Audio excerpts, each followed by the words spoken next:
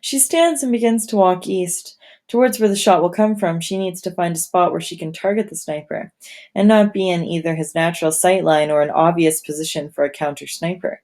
He will anticipate her presence, and before he even begins to think about killing the cellist, he'll seek to assure himself that he's safe. He'll look for the best place for her to kill him from. Should she be detected, his first shot will be at her, his second at the cellist. That, at least, is what Arrow would do. Directly above the cellist position is the exact sort of location that someone who didn't really know what they were doing would pick. An apartment building that affords a clear view of the street, and the spot from which most would assume a counter sniper would fire. If she was going to kill the cellist, she would turn her scope to this building, with the full expectation of finding a rifle waiting for her here. Arrow smiles. A plan is beginning to crystallize in her mind. She backtracks up the street to the west and selects a building on the south side that affords her a view of the area where she knows her enemy will be. She then walks back to where the cellist will play and sits, confirming the logistics of what she has mapped out. She wonders if the cellist is aware that someone's protecting him, and if he is, whether this knowledge brings any comfort. The street is still empty and the air is cool. Soon the sun will begin to warm the ground and more people will venture out. At 4 o'clock, some of these people might lean against the wall on the southern side of the street and watch the cellist play for a few minutes before continuing on their way. They will be unaware of what goes on above them until she fires, and even then it will be just one more gunshot in a day of hundreds. So I really like this because it highlights how many times gunshots are going off in the city, right? So the fact that a gun would be sounding is not even remarkable to most people at this point. Hours later, Aura crouches in a room on the south side of the street, to the west of the place where soon the cellist will play. She's a few buildings past where an untalented sniper would shoot at the cellist from. She's cut 2 holes in the plastic covering the window. One affords her a view of where she believes the enemy sniper will set up, to the northeast of her, and the other offers access to the area where she thinks she is, above the cellist. It's the perfect spot.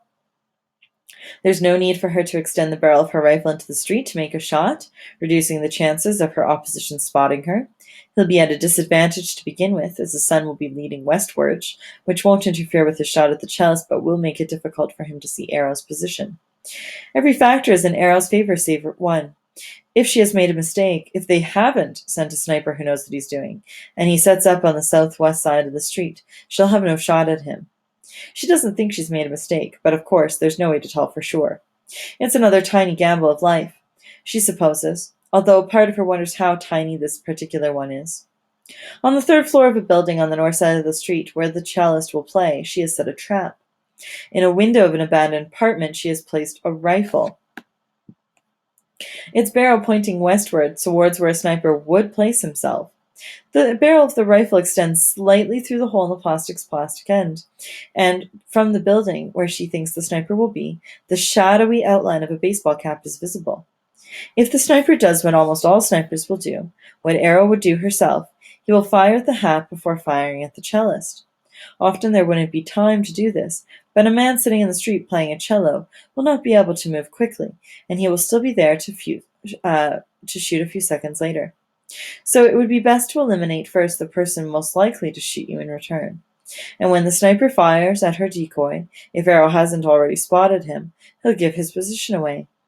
It's a crude trick, she knows, but because the sun will be in his eyes, and because the plastic covering the window will not allow him a clear view of inside the apartment, and because it's too early in the day to use night vision scope, which she herself does not possess, the sniper won't perceive this trap. An exceptional sniper might notice that his secondary target might never moved, or might be put off by the obviousness of the situation, but she's banking that her adversary is simply good and not unusually talented. The glitch in her plan is that she isn't completely sure the apartment where she has placed her bait is deserted.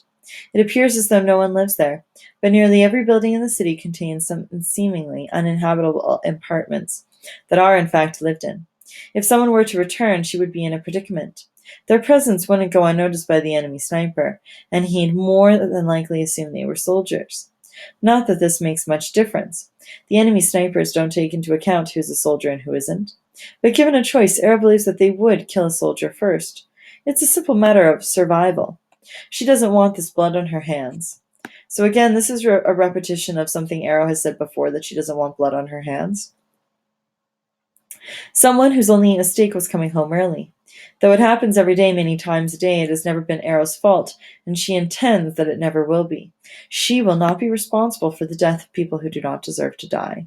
So this is a big thing for Arrow. This is like a life-determining action for her, that she has decided that in this war, although she will kill, she is not going to kill innocent people. And this is who she is.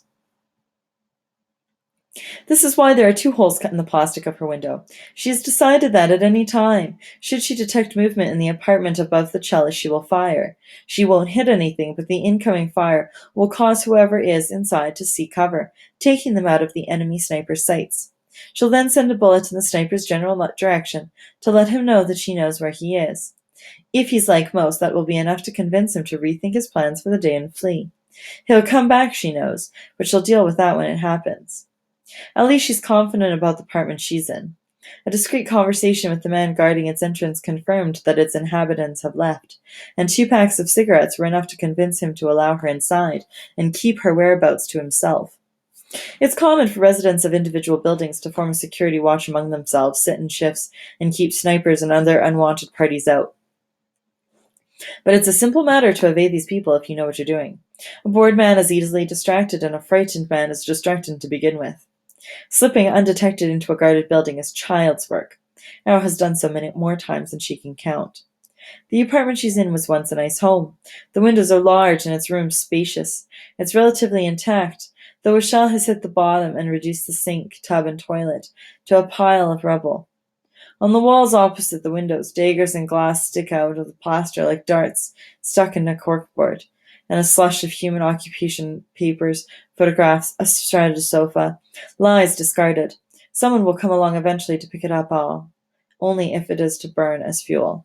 She tries not to wonder too much about the people who used to live here, what they were like, if they were happy, if they were still alive, or if they died here.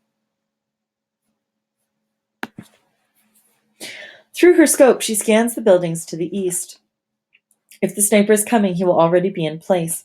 Over the last few hours, she has been watching the street, noting which apartments have legitimate-looking people in them, which have people in them who bear watching, and in particularly, which windows show nothing. But most of all, she has been establishing a base appreciation for how things are, so that when anything changes, she'll know it. Out of the corner of her eye, she keeps a constant vigil on the decoy apartment. So far, she has detected no movement from within. There are in particular 3 windows that give her pause. They are situated in excellent positions from which to fire on the street below. Each is located close to a stairwell, affording an escape route that's unlikely to be impeded. And there has been no activity she can see, which is exactly how it would be if there were a sniper inside.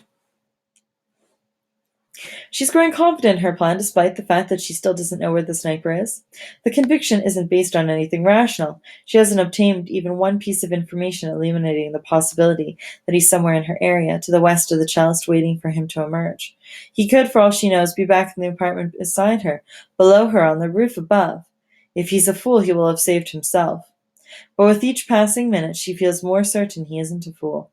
She knows he is in one of those 3 windows. Though she isn't looking, Arrow is immediately aware that the cellist has stepped out of the doorway. Before he has unfolded his stool and sat down in the middle of the street, she has scanned the 3 windows half a dozen times and has completed 2 sweeps of the general area. As he closes his eyes and lowers his arm to hang at his side, she glances down at him only for a second. And then, while he sits motionless, she checks the windows 4 more times. She sees nothing. A shell explodes in the distant part of the sector, and for an instant she thinks she sees something in one of the windows. It's on the 4th floor of an apartment building about 70 meters east of the cellist. She can't tell what it is. A shadow, perhaps? Some slight, nearly indiscernible movement? She's not sure if it's anything at all. As she checks the other 2 possibilities, she can't shake the feeling that each time she looks away from the 4th floor window, she's missing something. Calm down, she tells herself. Let this come to you. Let things happen as they are going to happen, and react as you are going to react. Don't complicate it. She takes an overview of the eastern section of the street, both the north and the south. She searches for any small detail that might have changed, a moved brick or change in the shadow.